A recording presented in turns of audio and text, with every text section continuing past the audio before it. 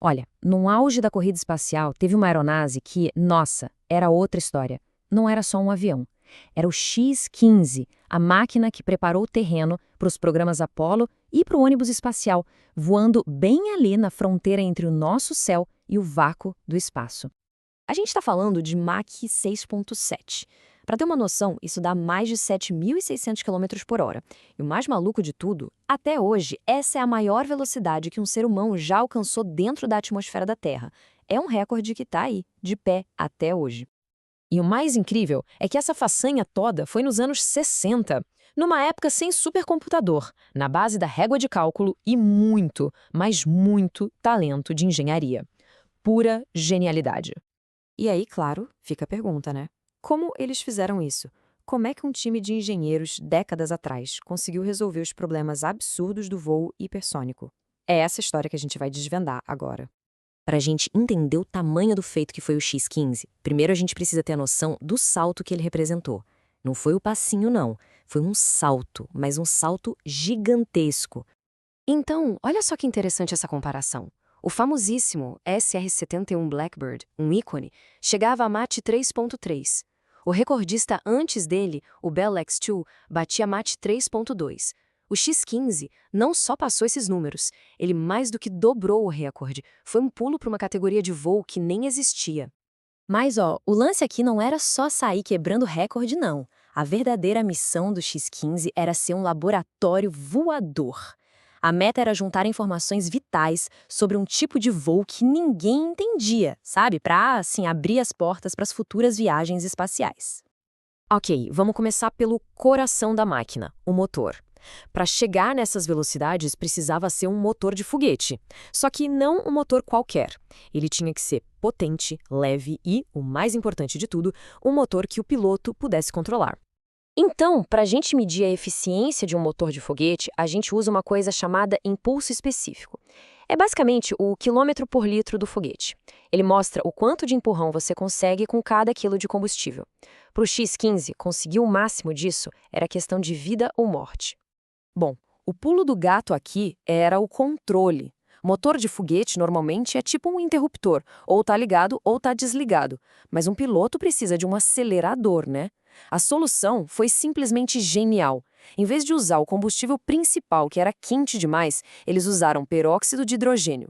Quando ele passa por um catalisador, vira um vapor a mais de 700 graus Celsius que gira uma turbina. E essa turbina bombeia o combustível principal. Isso deu um controle de aceleração para o piloto que era revolucionário para a época. Aí veio o outro pepino. Qual combustível usar?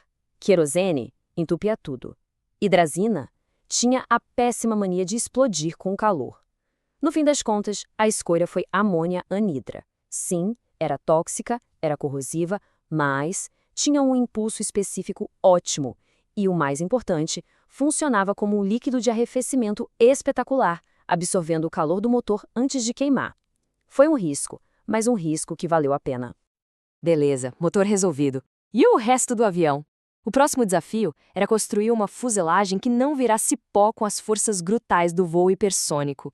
Pensa no quebra-cabeça. Como é que se projeta um avião para voar num ambiente onde as regras da aerodinâmica que todo mundo conhecia simplesmente não valiam mais? A física em velocidades hipersônicas é, literalmente, outro mundo.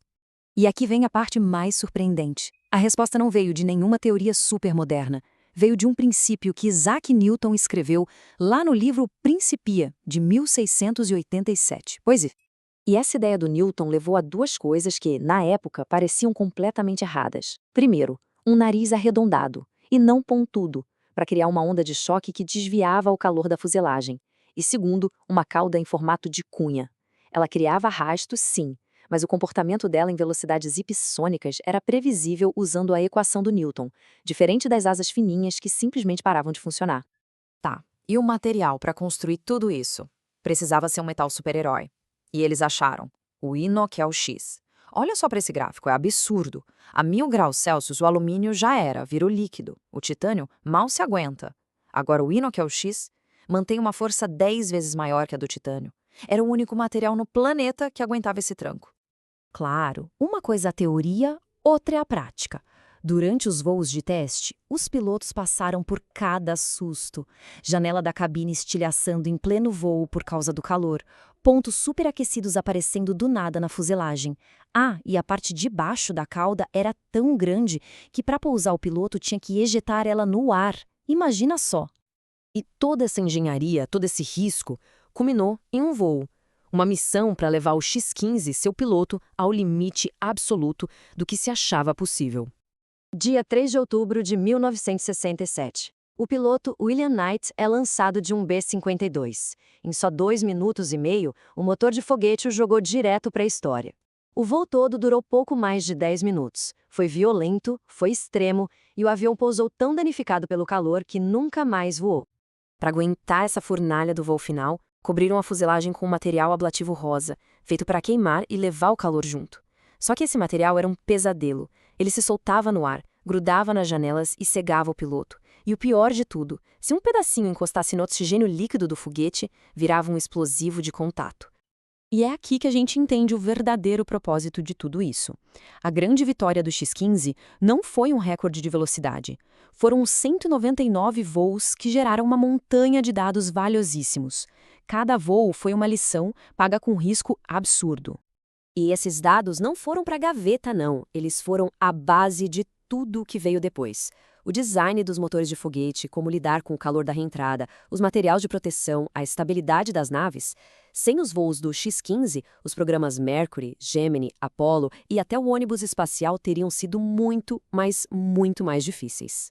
O X-15 foi, no fim das contas, uma máquina construída para ser sacrificada pela ciência. Ele foi levado à destruição em troca de conhecimento. E isso deixa a gente com uma pergunta para o futuro, né? Quais serão os próximos saltos da humanidade que vão exigir essa mesma coragem de levar máquinas e pessoas aos seus limites mais absolutos?